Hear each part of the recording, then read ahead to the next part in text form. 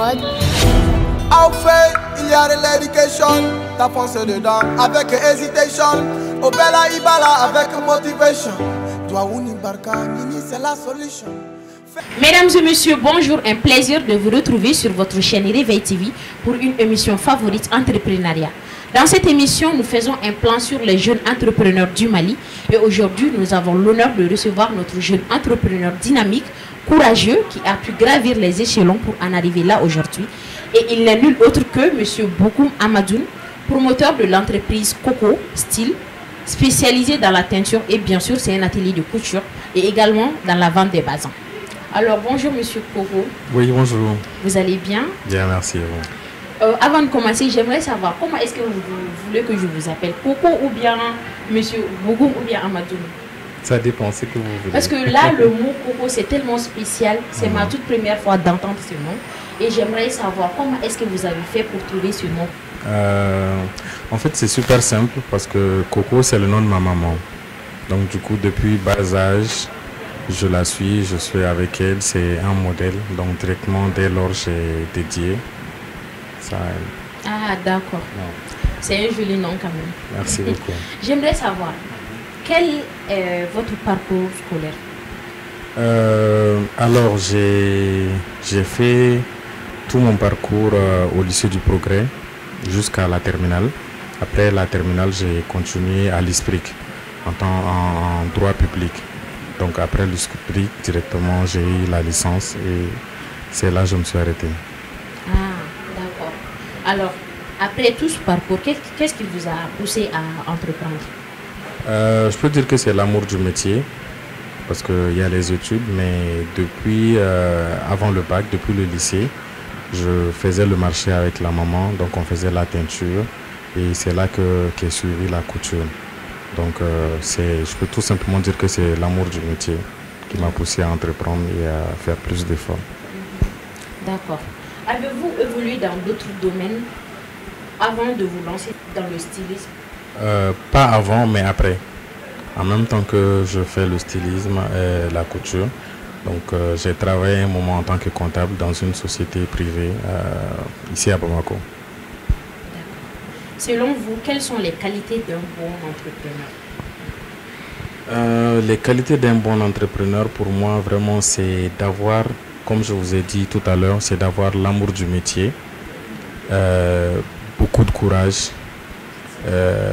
parce que quand l'on aime un métier, on est obligé de fournir beaucoup d'efforts, vous êtes d'accord? Donc du coup, ce sera également le cas des recherches aussi. Parce que tant qu'on aime quelque chose, on recherche, on essaie d'approfondir, de se perfectionner. Je ne sais pas si vous me comprenez. Oui, je comprends. Tout à fait. D'accord. Mesdames et messieurs, c'est l'heure de notre rubrique découverte avec Awacham. À tout de suite. Au fait, il y a de l'éducation, t'as foncé dedans avec hésitation. Au Bella Ibala avec motivation. Mesdames et messieurs, bonjour, j'espère que vous allez bien. C'est la rubrique découverte de votre émission préférée Entrepreneuriat. Cette rubrique vous permet de découvrir des jeunes déterminés et courageux. Et aujourd'hui, on va à la rencontre de M. Odou Fofana, un jeune tailleur qui a l'amour de son métier. Allez, à sa rencontre.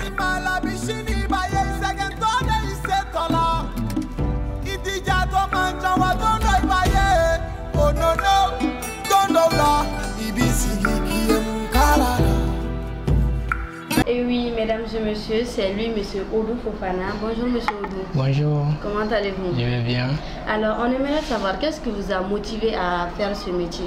Je peux dire l'amour du travail. Et puis, bon, je aimais tellement m'habiller que c'est ça qui m'a poussé à faire ce métier, quoi. Voilà, donc aujourd'hui, bon, je dis ça me nourrit aussi, bon, voilà quoi, il y a tout ça dedans. D'accord, alors l'amour du métier alors. Voilà. Ok, d'accord. Maintenant, on aimerait savoir aussi quels sont les avantages de ce métier. Il y en a plein d'avantages, il y en a beaucoup. Je peux dire, j'arrive à subvenir à mes besoins et à subvenir aussi aux besoins de ma famille depuis la Côte d'Ivoire. Donc, grâce à ce métier, je me suis marié. Aujourd'hui, ça va.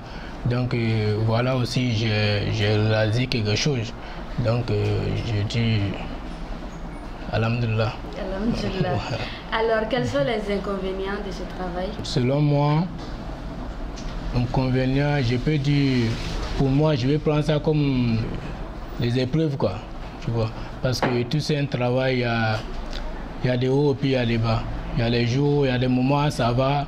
Il y a des moments aussi, bon, ça ne va pas. Donc, c'est ça qui est là. Donc, je n'ai pas dit trop d'inconvénients, il n'y a pas tellement d'inconvénients, mais voilà, ça va. Ok, d'accord, mais j'espère quand même que vous ne faites pas partie de ces tailleurs qui aiment les faux rendez-vous. Hein. Non, mais les faux rendez-vous, bon, on ne peut pas s'en passer. Parce que le travail, comme la couture, c'est obligé. Tu vas beau fixer les rendez-vous et les dates, c'est obligé un jour, parce qu'il y a les jours où tu es en pleine forme, il y a les jours où tu n'es pas trop en forme de faire ce que tu as fait, tout ce que tu as fait. Donc ça peut, puis il y a les coupures et tout. Donc ça peut pousser aussi à donner les faux rendez-vous et tout, quoi. Voilà, mais c'est pas notre sujet quand même. Okay, voilà. Alors, quel conseil est-ce que vous avez à donner à vos jeunes frères ou à ces gens qui vous regardent en ce moment? Bon, les conseils que j'ai à donner à les jeunes, ce travail, il ne faut pas prendre ça à la légère. Ce travail, ça nourrit son homme et c'est très très bon, la couture et surtout les métiers. Voilà, comme moi je fais la couture, je parle de la couture, quoi. Donc il ne faut pas que les jeunes vont prendre ça à la légère, puis ils n'ont qu'à prendre le temps pour bien apprendre. Parce que tous les jours, il y a les nouveaux trucs qui sortent. Donc il faut apprendre beaucoup, il faut prendre du temps pour bien apprendre. Même si ça va prendre au moins 10 ans, il faut apprendre. Un jour, ça va payer. Voilà, c'est tout ce que j'ai à dire à les jeunes comme moi. Voilà. Ok, d'accord. Merci beaucoup, monsieur Oudou. De rien. Merci vraiment. Merci. Oui, mesdames et messieurs, c'est la fin de cette découverte. Merci à monsieur Oudou Fofana de nous avoir accordé son temps. On se donne rendez-vous très prochainement. D'ici là, portez-vous bien.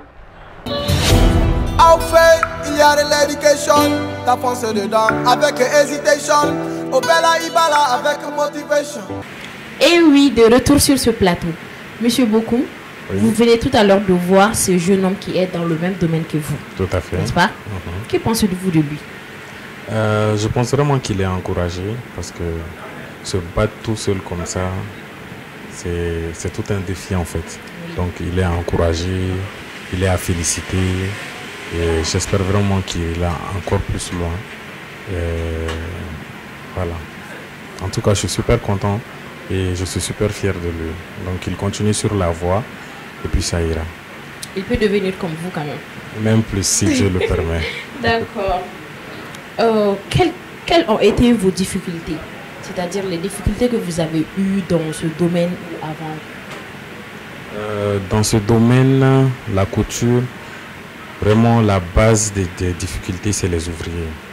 Parce que là, tout de suite, en tant que styliste, je fais moi les croquis, je donne des idées, je montre un peu ce que je veux.